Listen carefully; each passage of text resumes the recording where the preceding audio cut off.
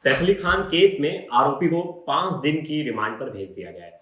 लेकिन सवाल हैं, और वो बहुत सारे सवाल हैं इस केस से लेके, क्योंकि ये केस पहले से ही बहुत ज़्यादा कॉम्प्लिकेटेड था। तो जो सवाल नंबर 1 था, पहला जो सबसे अहम सवाल था कि ये 7वें 8वें फ्लोर तक अगर सीढ़ियों से गया तो ये सैफ अली खान के घर में कैसे घुसा।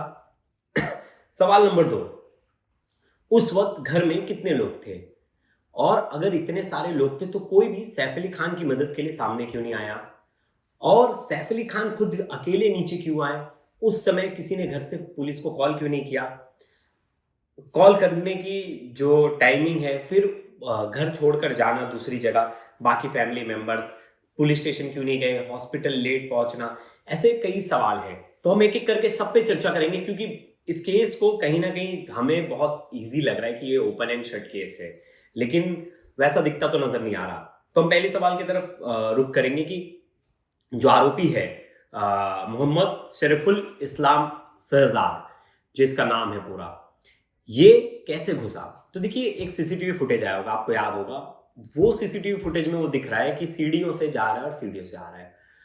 अब पुलिस की जो थ्योरी बता रही है, पुलिस कह रही है कि 7th 8th फ्लोर तक ये भाई सीढ़ियों से गया, उसके बाद ये डक्ट पाइप के थ्रू, आपको पता होगा डक्ट पाइप बिल्डिंगों में होता है, डक्ट पाइप के थ्रू ये जो सैफ अली खान के जो सबसे छोटे बेटे हैं जय, उनके घर में उनके वॉशरूम से घुसा, क्योंकि वॉशरूम में कोई ग्रिल नहीं था, तो वो खिड़की खोल के अंदर घुस गया।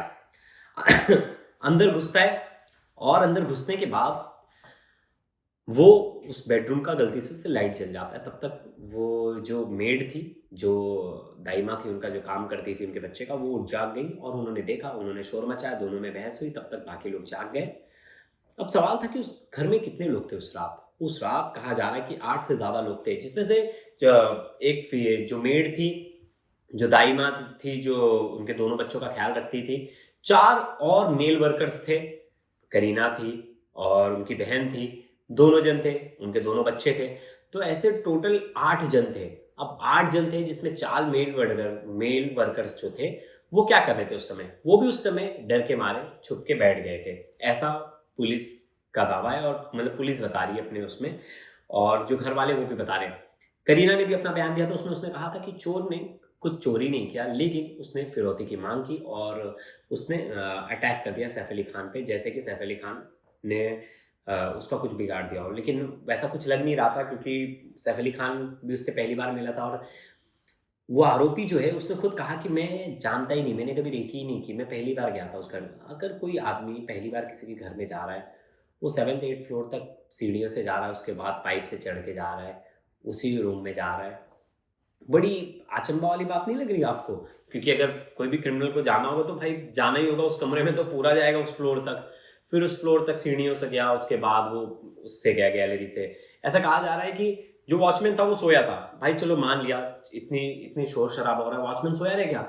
सैफ अली खान खून से लथपथ होकर नीचे आ गए तभी भी वॉचमैन सोया रह गया, वो आरोपी भाग गया तभी भी वॉचमैन सोया रह गया, उससे कुछ पता नहीं चल रहा है। मतलब अचंभा वाली बात है कि नहीं? अब लोगों का कहना है, सोशल मीडिया पे बड़ी वायरल हो रही है एक चीज की, जो आरोपी की फुटेज आई, जब आरोपी को थाने से जो मुंबई से सटा थाने इलाके कासर वडौली, जब वहां से पकड़ा गया, तो आरोपी की एक तस्वीर आई। उस तस्वीर में ऐसा लग रहा है कि उसके बाल कम हैं, और जो सीसीटीवी फुटेज वाला बंदा है वो मैच नहीं हो रहा। अब लोग कई कयास लगा रहे, कमेंट्स पे निकल कमेंट्स पड़े, बहुत सारे लोगों के कमेंट्स थे, उसमें 90% लोग यही कह रहे थे कि आरोपी तो मैच ही नहीं हो रहा, और ये कैसे हो सकता है। वो जो फोटो में दिख रहा है आरोपी और जो सीसीटीवी में दिख रहा है, दोनों में बहुत ज्यादा फर्क है। अब तो मुझे लग रहा है वो एंगल क्या पता पुलिस की तरफ से ठीक से नहीं आया हो, या वो जिस एंगल में दिख रहा वो अलग एंगल में दिख रहा हो, तो एंगल हो सकता है मैच ना हो। लेकिन सवाल तो है, अब इतने सारे लोगों को एक चीज खल रही है, तो कुछ ना कुछ तो गड़बड़ है, क्योंकि हमें मुझसे मिस्टेक हो सकती है, 10 लोगों से मिस्टेक होती है, लेकिन इतने सारे लोग एक ही चीज पे पिन पॉइंट कर रहे हैं, तो कहीं ना कहीं पुलिस को आके सामने आके चीजें बतानी चाहिए। वैसे मैं देखा हूँ कि पुलिस कभी आरोपी को पकड़ती तो मीडिया के सामने उसे बड़ा फ्लॉन्ट करती है, देखो हमने आरोपी को पकड़ लिया, उसको दिखाएंगे, उसका फुटेज बना लेंगे। लेकिन जब इसको पकड़ा तो इसकी ज्यादा फुटेज ही नहीं आई सामने, और इसको जब पुलिस लेके भी जा रही है तो इसको काले कपड़े से इसका चेहरा ढका हुआ है। वैसे तो आप अगर कोई क्रिमिनल पकड़ ले, तो आपने इन्वेस्टिगेशन जब करना शुरू किया, मुंबई पुलिस से सवाल है, जब आपने इन्वेस्टिगेशन करना शुरू किया तो आपने सब आरोपी मतलब जिस जो जो संदिग्ध थे सबके चेहरे दिखा दिए मीडिया में कि हम इनसे पूछताछ करने आ रहे हैं, ये संदिग्ध है, उसका चेहरा दिखा दिया, सबका चेहरा दिखा दिया, सबकी फोटो आपने रिलीज कर दी। लेकिन जो मुख्य आरोपी पकड़ा है आप उसे इतना छुपा के रख रहे हो, आप उसकी एक ही फुटेज निकाले वो भी मैच नहीं हो रही। लोगों का कहना है भाई, और लोगों का सवाल मुझे भी लगता है वाजिब है कि भाई वो तो दिख ही नहीं रहा है, जो मैच हो ही नहीं रहा बंदा।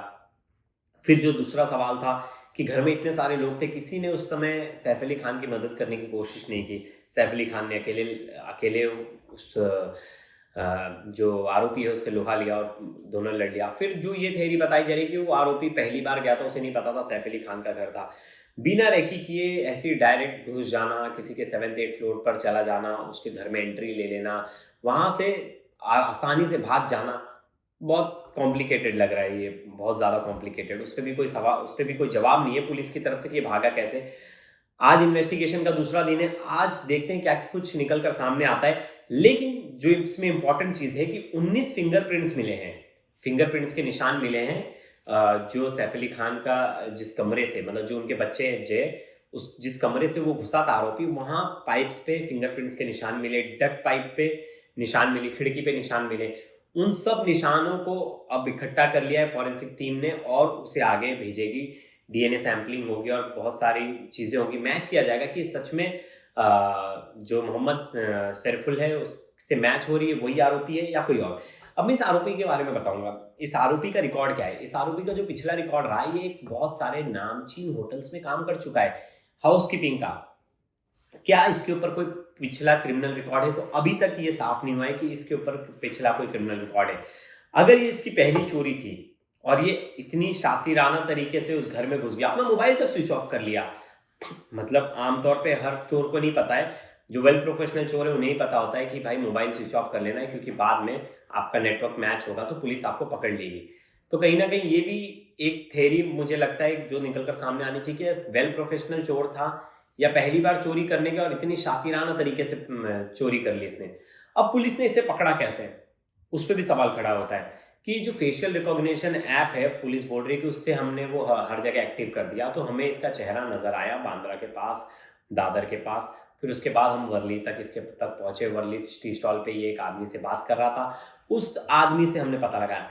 मुझे लगता है ये फेशियल रिकॉग्निशन ऐप से इतना इजीली पता लग जाता है। और मुझे तो एक सीसीटीवी फुटेज मैंने देखा जो बाइक पे बैठ के जा रहा है, मुझे जरा भी उसमें नजर नहीं आ रहा है, मैं आपसे कहूँ तो, और मुझे मैच भी नहीं लग रहा है। लेकिन अगर इतना ही एक्टिव है तो मुझे लगता है हर केसेस में इसकी हेल्प लेनी चाहिए। और ये बहुत अच्छा है, बहुत अच्छा कारगर साबित हो रहा है, क्योंकि इतनी भीड़ भाड़ वाले इलाके में भी इतनी अच्छी तरीके से आरोपी की पहचान कर ले रहा है, तो ये तो टेक्नोलॉजी की दाद देनी पड़ेगी। और मुझे लगता है हर केसेस में जहां आरोपी फरार है, जहां भी जिस केस में जिसे लग रहा है कि किसी की हेल्प नहीं हो रही, तो पुलिस के पास जाए और हेल्प मांगे। बोले कि बांद्रा केस में आपने जिस तरह से उस ऐप का यूज करके आरोपी तक पहुंचे, आप उस ऐप को एक्टिव करो और ट्राई करो कि आप दूसरे कल्प्रिट्स को भी पकड़ सके, क्योंकि ये पुलिस की दाद देनी पड़ेगी। बहुत अच्छा काम है जिस तरह से इन्होंने ट्रैक किया। लेकिन बाकी सवाल तो उठते रहेंगे, क्योंकि ये केस जिस तरह का जितना सीधा नजर आ रहा है उतना सीधा है नहीं। और हम इस खबर पर पकड़ेंगे और हर चीजें, हर पॉइंट्स आप तक लेकर आएंगे कि क्या क्या हुआ। क्योंकि कल हमने आपको बताया था कि पुलिस कैसे इस आरोपी तक पहुंची। कल की वीडियो मेरी और चिराग गोटी जी की है, साथ में उसमें हमने पूरा बताया, आपको एक्सप्लेन किया कि ये आरोपी तक पहुंचे कैसे, और उस तक, और वो आरोपी वापस से उसी जगह पर चला गया जहां ये पहले बहुत काम करता था। तो वो भी बड़ा कॉम्प्लिकेटेड था, तो कोई क्रिमिनल छुपने की कोशिश करेगा, उसे पता है मीडिया हर जगह वो चल रहा है, तो वो उसी जगह जाके क्यों छुपेगा। ऐसे बहुत सारे सवाल थे जिनके जवाब अब इन्वेस्टिगेशन में ही मुझे लगता है सामने निकल कर आएंगे। तब तक के लिए धन्यवाद। और इस केस से जुड़े हर अपडेट, हर आपके भी ऐसे कोई डाउट्स हैं तो आप कमेंट सेक्शन में जरूर लिखिए। आपको इस केस में क्या लगता है कि क्या पुलिस फेयर इन्वेस्टिगेशन कर रही है या दाल में कुछ काला है। तब तक के लिए धन्यवाद दोस्तों।